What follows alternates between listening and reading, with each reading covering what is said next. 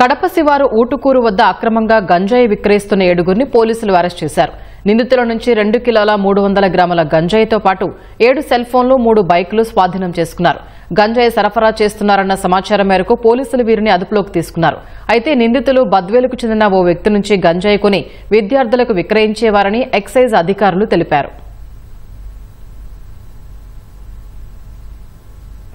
గంజాయి మొదటి కేసుకు సంబంధించి ఊటుకూరు సర్కిల్ ఏరియాలో ఒక 5 మందిని అరెస్ట్ చేసి వారి వద్ద నుంచి కేజీ 200 గ్రాములు వారి వద్ద నుంచి సీజ్ చేసి వారి వద్ద ఒక ద్విచక్ర వాహనాన్ని కూడా సీజ్ చేయడం జరిగింది. మరో కేసులో అప్సరా సర్కిల్ ఏరియాలో ఎన్ఫోర్స్మెంట్ టీము వాళ్ళు దాడులు చేసి ఒక 2 వ్యక్తుల్ని అదుపులో తీసుకున్నారు.